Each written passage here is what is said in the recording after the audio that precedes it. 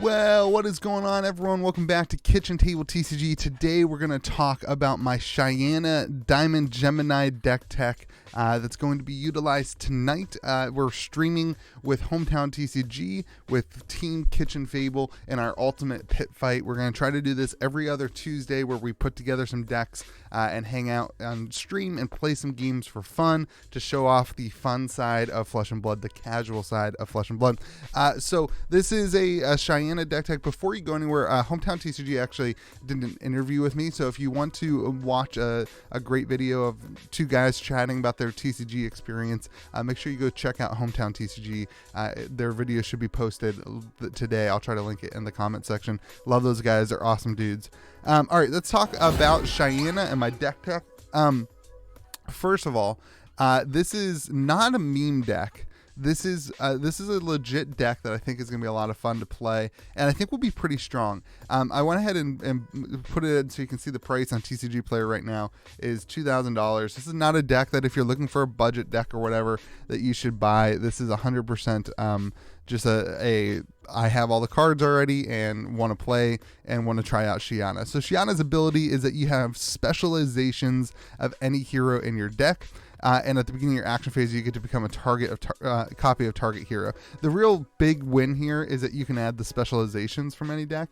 And I think the rest of the gameplay, it'll all depend on what the heroes they bring. Now, keep in mind, this is a Singleton deck. So for Ultimate Pit Fight, your deck lists are 60 cards. And we have chosen this week to do Singleton. So we can only have one copy of each card in our deck, which makes building Shiyana pretty tough because there's already a limited card pool for her. And now you're taking a limited card pool and you can only have one of each card. So it was a lot of fun to build this and to try it out. And we'll have fun. Talishar is pretty much the only weapon you can run with. Talishar costs 2. You put a rust counter on it. You swing for 4. If it has 3 or more rust counters on it, you destroy it. It's not very good, but it is usable. It is something that you can throw some stuff out. It is a sword, so you can raise your reflex it and stuff like that. So there's that kind of stuff. But the weapon won't be used super often.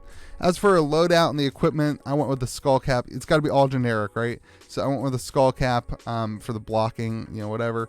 I went with a tunic for the extra resource point. Goliath Gauntlet, there is a decent amount of +2, of 2 or greater attack, so I went with that one. And then Mage Master Boots is an interesting one.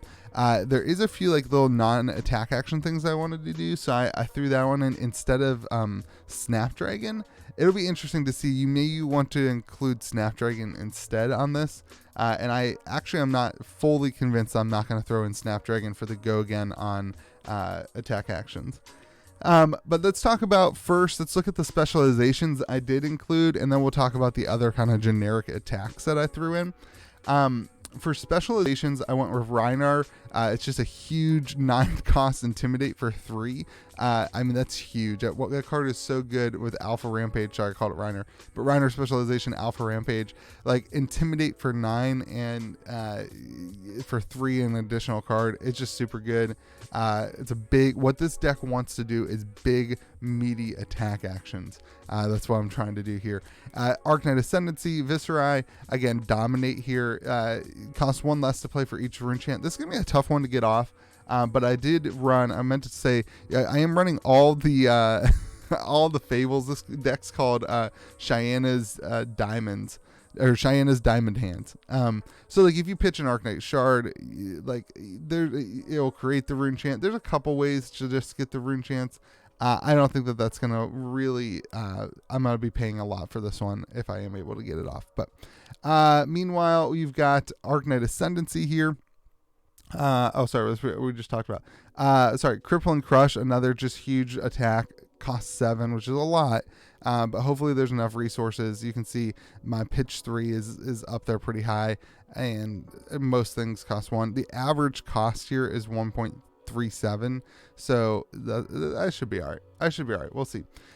Crippling Crush, just super good. We'll see if we can get it off. Let's see where else. And Soul Reaping. This is the key one. This is the one that's really, really good.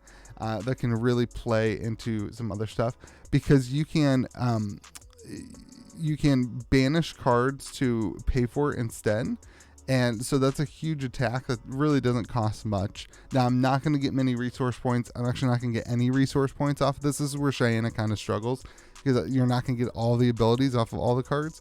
But it is a nice big attack action that then I can add some stuff onto. You'll see like there's pummels and stuff. And then Whirling Mist Blossom. You'll see some lower cost attack actions that have go again.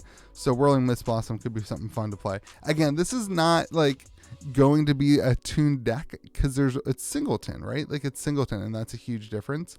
Let's talk about the rest of the stuff. So there's 43 actions, 26 attack actions, 5 attack reactions, 4 defense reactions. You can see that this deck is going to be just, the goal here is going to be kind of to sit back and to try to set up like a 2 attack to a 1 person turn. So something like, getting this Coax of Commotion, my favorite card in Ultimate Pit Fight. Huge card for the future of PvE. Getting the Coax of Commotion, getting a Quicken token, or getting this Flock of the Featherwalkers, getting a Quicken token, and then like setting up to do a big attack like a Command and Conquer and an Alpha Rampage on the same turn. Something like that at 1 person to just wreck their day. And that's the goal, because in Ultimate Pit Fight, again, you have 20 life. So 2 big attacks like that coming in at once could be really, really big in the game, and could really shift the dynamic of the game to fun. And there's a lot of manipulation in the game. There's a lot of conversation in the game. So I feel like I can try to get myself into a point, like something like Rousing Ancients, right? There's enough big attacks here to get Rousing Ancients off, put it in the arsenal, show off the cards, play it, and then be able to attack with 2 big attacks on 1 person in the same turn. The other stuff, like Scar for Scar, I plan on being less life than the opponents quite often, because the people around me, I'm not going to be attacking as often as some of the other ones. So I plan on being, I'll probably take a good amount of weapon damage and that kind of thing. So Scar for Scar seemed like an auto include. It's like basically free go again, because I'll probably be at less life. There's some defense reactions, but not much. The non-attack actions, energy potions, crazy brew, just fun stuff to do, things to do that don't take up my entire turn, things that I can just do for setups. You've got like, I left Sand Sketch Plan in here. I was almost going to not include it, but the idea of like getting whatever specific card I wanted seemed to be pretty important, and to like hop in and do that. Spark of Genius allows me to get Teklo Core, and Teklo Core is, where's that Teklo Core? Teklo Core, it allows me to just kind of get free resources to play some of those bigger attacks. Yeah, through Steelblade Supremacy in here, in order to just have 1 or 2 turns that I am swinging with Talishar, just to put some pressure on. The rest of it is just, it's all, utilization. It's all just trying to stay alive. It's all trying to set up turns and, get some health and some extra cards. Then meanwhile, you've got just the idea, like Arclight Sentinel, like a card that can't be played unless you're playing Prism or Shiyana, and to throw this card out there randomly and completely end somebody's turn is gonna be great. I can't wait. It's gonna be sweet. For stuff like that to happen, I think it's gonna be really fun. So yeah, that's Shiyana. I'll leave a link to the deck list in the comment section. You can take a look at it. This is what I'm playing tonight. Make sure you check it out tonight at 8:30 p.m. Eastern Standard Time. It should be a bunch of fun. We're all playing Singleton in Ultimate Pit Fight. It should be a good time. Doesn't all have to be competitive. Doesn't all have to be super, super great and tuned decks. It can just be fun, and you can play yourself a Shiyana versus whatever. I have no clue what they're playing. I wasn't going to do a video and tell everybody what I was playing, but it seemed like low-hanging fruit to pump people coming and watching.